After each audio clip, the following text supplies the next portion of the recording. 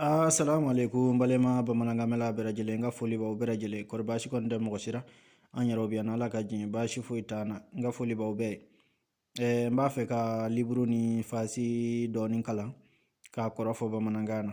ankani mo gombe note min korodwana unata tata inshallah Olga oye muso tokoye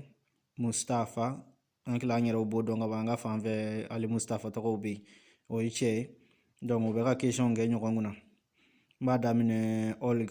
Olga b'a fɔ Mustafa ma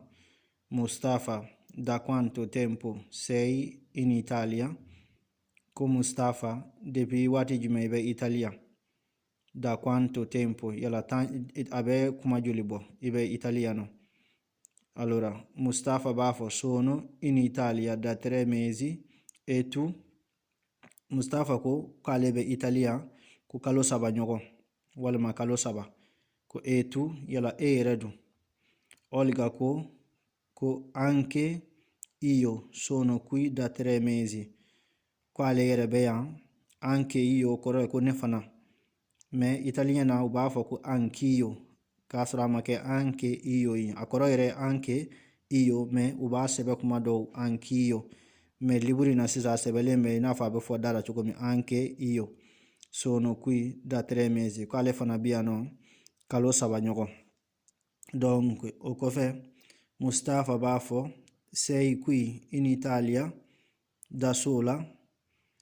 ko yala muso in k'ala bɛ Italia k'ala kelen wa da sola ni muso a bɛ fɔ da sola mais ni cɛ a bɛ fɔ ko da solo donc k'ala bɛ Italia nɔ a kelen wa muso b'a jaabi n'o ye Olga ye si la mia famiglia è in Ucraina ko ale ka famille bɛ Ukraina ko ale bɛ da solo si la mia famiglia è in Ucraina ko ale ka famille bɛ Ukraina donc Mustafa b'a ɲininka tuguni sei sposata i n'a fɔ yanɔ muso dɔ a b'a ɲininka ko sei sposata mais n'a sɔrɔ i bɛ fɛ ka cɛ ɲininka i b'a fɔ sei sposato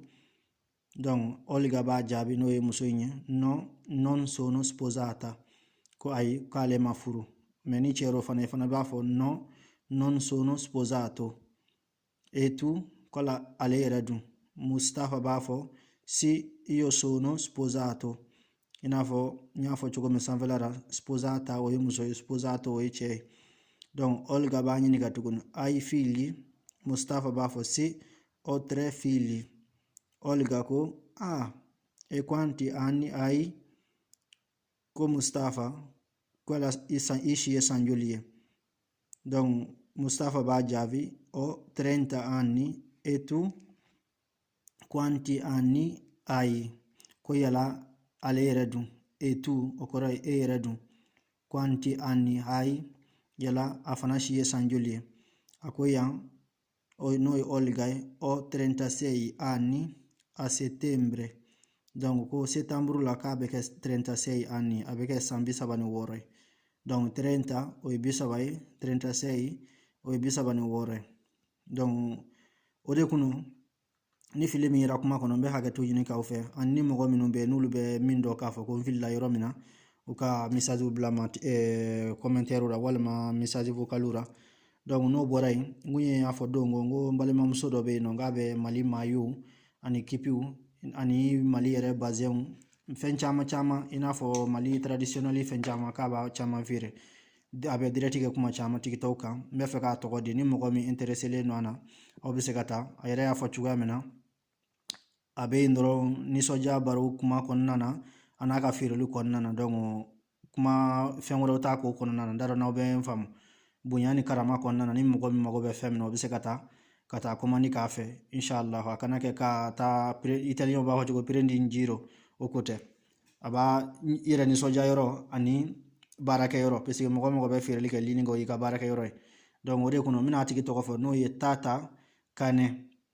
ni ka numéro tugu a la n'o ye 199 ye o y'a faransilama ye a italiano o ye Tata Kane 199 donc n'o bɔra yen fana an k'a kelen kelen fɔ bamanankan na n'i ko Tata o i bɛ te kɛ ka a kɛ ka te kɛ ka a kɛ tuguni ka ka kɛ ka a kɛ ka n kɛ ka e kɛ donc ka n tigora ka nefu tigura tuguni no bora bamanangana tata kane numero nu ba fo ma ko kele ka konondon tugura akana yelenga kumana de donc odo mbaw bera jele fo bi fana kunye muso ka feti bay donc ama fa muso bera jele ma hal nasro ne be retard la ku be bonanno donc ala ka san wara jirana inshallah nga foli baw bera jele o temelengo fa ni mo mago be ka message ci ma whatsapp numéro ra ina fo korole nya fo cuga mina obise nga numéro soro no nga video korole uncema bloge blema men kana yoro flara donc nga numéro be no ni mi fam me fe ka message ci ma ñini kali kon nano obise ko ke no bashi fu itara wala tiktok kono commentaire ra wakara youtube fana kon na commentaire ra toko bera jele kele youtube kono tiktok ra o abese be ngoy kele inshallah mbaw bera jele fo al sala kan to ñoy inshallah o ka me dum re merci